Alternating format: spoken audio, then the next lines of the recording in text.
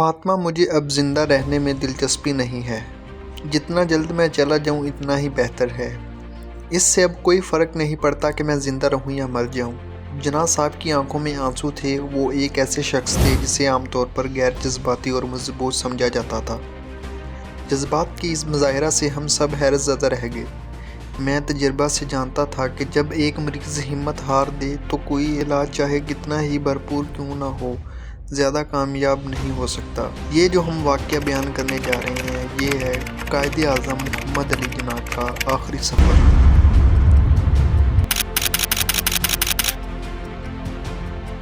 ستمبر کے آغاز تک جناح کو نمونیا کے علاوہ تپدق اور پھیپھڑوں کا سرطان بھی ہو چکا تھا۔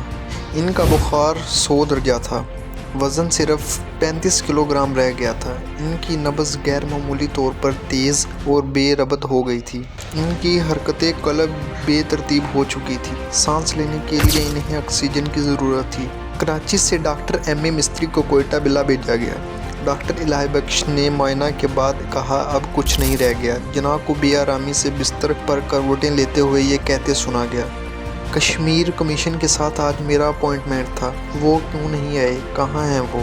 جناح صاحب کو اب واپس کراچی لے جانا تھا کیونکہ وہ جس مقصد سے کوئٹہ زیارت آئے تھے اب زیادہ اس کی ضرورت نہ تھی۔ جناح صاحب کو 11 ستمبر 1938 دوپہر 2:02 ہوائی جہاز سے کوئٹہ سے کراچی لے جانا تھا۔ جب انہیں اسٹریچر پر لٹا کر جہاز کی طرف لے جایا جانے لگا، جہاز کے عملہ نے ایک طرف قطار میں کھڑا ہو کر انہیں سلیوٹ کیا۔ جواب میں انہوں نے نقاہت سے اپنا ہاتھ بلند کیا۔ ایک بستر جہاز میں لگا دیا گیا۔ فاطمہ جناح، ڈاکٹر الہی بخش اور نرس قریب بیٹھ گئے۔ آکسیجن سلنڈر اور گیس ماسک تیار تھا۔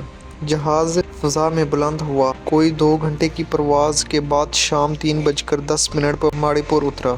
یہ وہی ہوائی اڈہ تھا جہاں آج سے 1 سال سے کچھ عرصہ پہلے بھی اترے تھے، امید و اعتماد سے بھرپور کہ وہ پاکستان کو ایک عظیم مملکت بننے میں مدد دیں گے۔ تب ہزاروں افراد انہیں خوش آمدید کہنے آئے تھے، مگر آج یہاں کوئی بھی نہ تھا۔ ہدایت کے مطابق جناح صاحب کی آمد کو خفیہ رکھا گیا تھا۔ جہاز سے باہر رن وے پر ایک ملٹری ایمبولینس کھڑی تھی جسے جناح کے ملٹری سیکرٹری کرنل لے کر آئے تھے۔ جناح کے اسٹریچر کو ایمبولینس کے پچھلے حصے میں رکھا گیا جہاں مس فاطمہ جناح، نرس سسٹر ڈنہم بیٹھی تھیں۔ ڈاکٹر الہی بخش پیچھے جناح کی نئی کیڈلاک کار میں تھے۔ کوئی 4 یا 5 میل کا فاصلہ طے کر کے ایمبولینس کے انجن نے کچھ آواز نکالی اور وہ رک گئی۔ 5 منٹ بعد فاطمہ جناح باہر نکلیں کہ ایمبولینس کیوں رک گئی ہے۔ انہیں بتایا گیا کہ ایمبولینس میں پٹرول ختم ہو گیا ہے، مگر ڈرائیور انجن میں الجھا ہوا تھا۔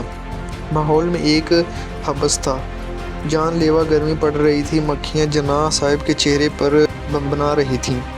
جناح صاحب میں اتنی سکت نہیں تھی کہ وہ اپنے ہاتھ سے انہیں ہٹا سکیں۔ سسٹر ڈنہم اور فاطمہ جناح انہیں باری باری پنکھا جلتی رہیں اور دوسری ایمبولینس کا انتظار کرتی رہیں۔ ہر منٹ اذیت کا ایک لامتناہی سلسلہ چل پڑا۔ مس جناح نے انہیں ایک کپ گرم چائے پلائی۔ یہ کتنا بڑا المیہ تھا کہ ہوائی جہاز کا سفر کرنے کے باوجود یوں ہی سڑک کے کنارے بابائے قوموں گورنر جنرل پاکستان کو دم توڑنا پڑے گا۔ قریب ہی مہاجروں کی سینکڑوں جھونپڑیاں بنی ہوئی تھیں۔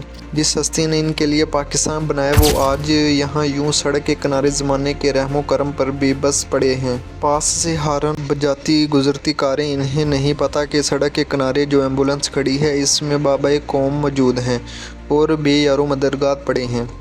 ٹرک بھی آتے گڑگڑاتے گزر جاتے۔ ایمبولینس کار ڈرائیور انجن کو مرمت کرنے پر لگا ہوا تھا اور 1 گھنٹہ گزر جانے کے بعد بھی تسلیاں دے رہا تھا، بس ابھی ٹھیک ہو جاتا ہے۔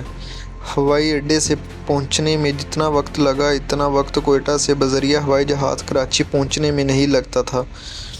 خیر، جناح صاحب نے اپنے گھر پہنچ کر کوئی 2 گھنٹے سکون سے سوئے۔ پھر انہوں نے آنکھیں کھولیں اور سرگوشی میں پکارے فاطمہ سنتے ہی فاطمہ قریب آئیں کہ 11 ستمبر 1938 رات 10:20 پر جناح صاحب کا سر داہنی طرف لڑک رہا تھا۔ فاطمہ جناح یہ نظارہ دیکھ کر چیخ پڑیں۔ ڈاکٹر الہی بخش بھاگے آئے اور فاطمہ جناح نے اپنی آنکھوں سے یہ منظر دیکھا کہ بابائے قوم کو سر سے پاؤں تک سفید چادر سے ڈھانپا جا رہا ہے۔ فاطمہ جناح یہ منظر برداشت نہ کر سکیں، بے ہوش ہو کر زمین پر گر پڑی۔ قائد اعظم 11 ستمبر 1948 رات 10:20 پر انتقال فرما گئے۔ انا للہ و انا الیہ راجعون۔ ایک سادہ کفن میں لپیٹ کے انہیں اگلے دن کراچی میں دفن کر دیا گیا۔ نہ بیرون ملک علاج کے لیے گئے، نہ کسی دورے پر قومی خزانے کا بے دریغ استعمال کیا۔ یہ تھی کہانی ایک عظیم leader, founder of Pakistan, Quaid Azam Muhammad Ali Jinnah.